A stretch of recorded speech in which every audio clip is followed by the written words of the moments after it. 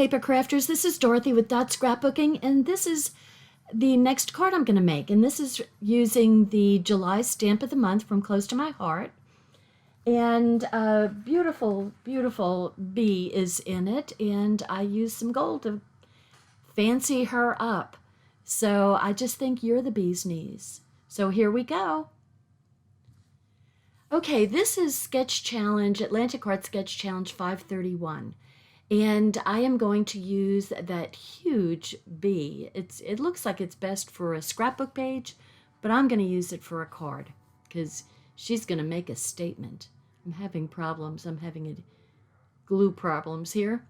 This paper is a Bring Back My Pack called Always. And, you know, even when they first had it out, it's absolutely gorgeous paper. And I have to tell you, I have used it for some sympathy cards. It's just perfect. So I am looking for, that's what I'm looking for.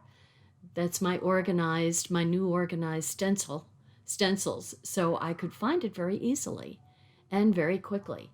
And so I am going to color this white daisy cardstock with honey butter. I thought, well, you know, what better color to use with a bee than honey butter, right? God, I love honey butter. Okay, so there's a little background that I made, and I am going to put that. So the card is a 4 1/4 by 5 1/2. That's the size I made the black piece.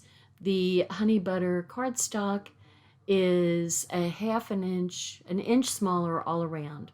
So 4 1/2 by 3 1/4. And then I just used a strip here to put the sentiment on.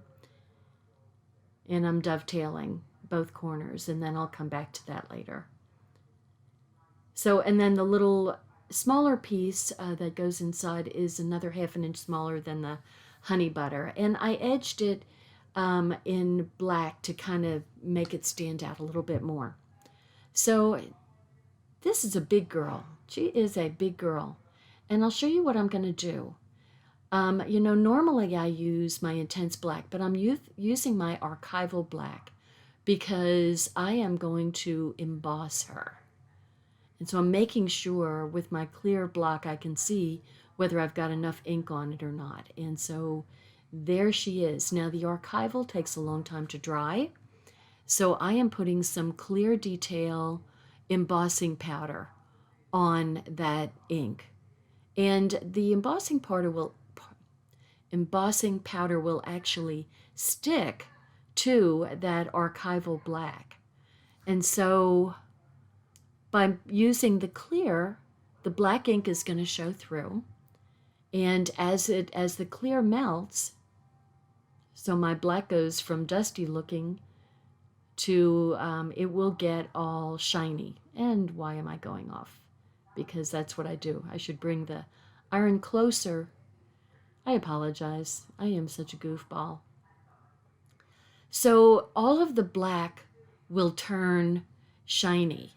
And that's how you know that you've gotten it, it's all melted. So I found some places, I started cutting her out, found some places that weren't shiny, and so I put my heat gun to it again. And I am just moving the cardstock around. I wish that I had put that on camera so you could see, but I'm just moving the cardstock around to get smoother cuts with my microtip scissors. So there we go. And there's my bee. And so I am going to use, now I got these Spectrum Noir gold markers that we have in our catalog.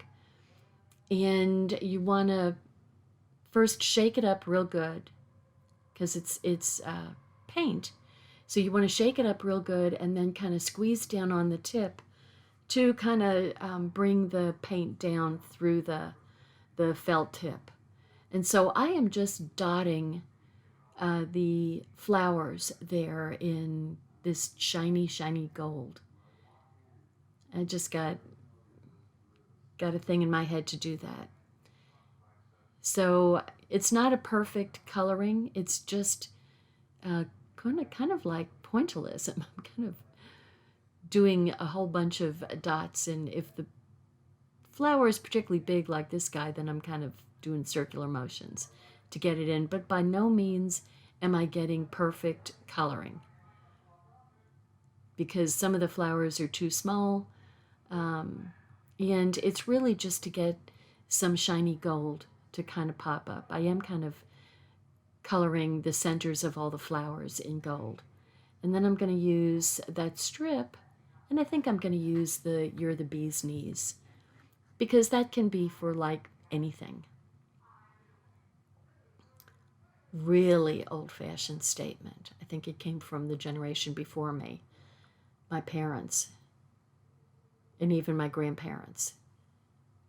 And I am older, and so it's a really old phrase. So I am once again. I decided I was going to just do it in the intense black, but I decided, you know what? Why not just go ahead and do it in archival, and I'll add some clear detail to that and make it shiny also. Kind of got a shiny thing going on here. I haven't embossed in a while, so embossing is always fun. I mean, it's always just fun to watch the little beads melt and have it become, so shiny. So this is, I'm putting it back into my little container here, kind of trying to get the excess off of there. But the thing that's cool about the clear is if there's little beads on there, you can't see them because they're clear. And so what? And so look at how that black really stands out with the embossing on it. So the thing is, how am I going to do this? So she's really a big girl. She's really a big girl. I kind of wanted to put a little something over in the corner there. And so I kind of overlap.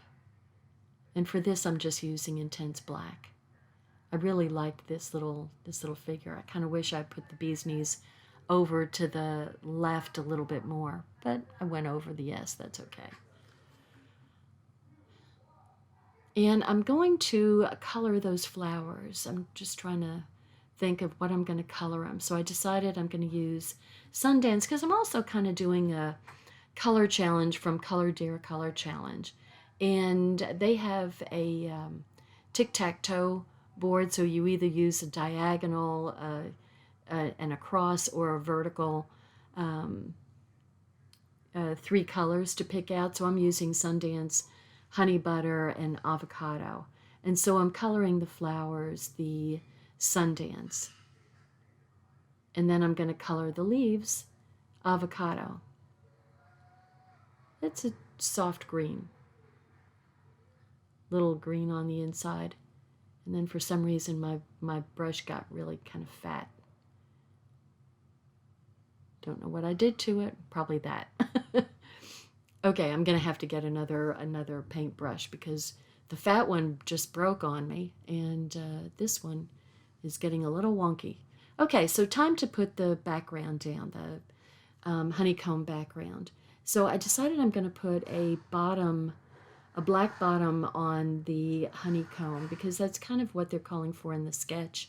I think I'd be okay by just having the whole thing in the honeycomb, but it also might help to make the bee stand out a little.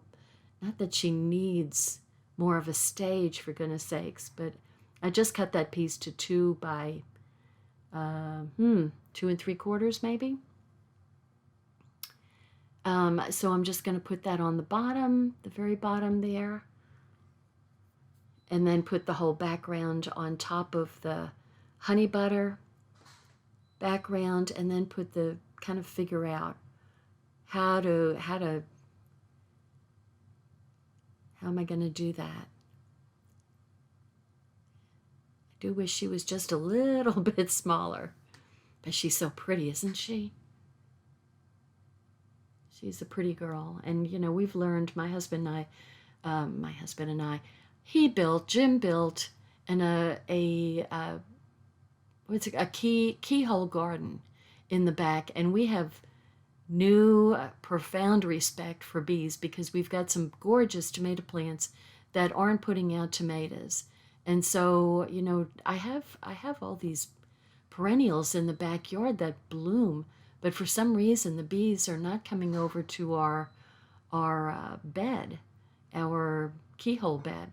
And so the tomatoes aren't getting pollinated. So don't know why that's happening, but I haven't seen as many bees this year as I have in the past. And it's really, we've heard about the bee population going down. Well, I'm here to tell you, take it serious. And if the vegetables and fruits aren't getting pollinated, we're all going to be out of luck.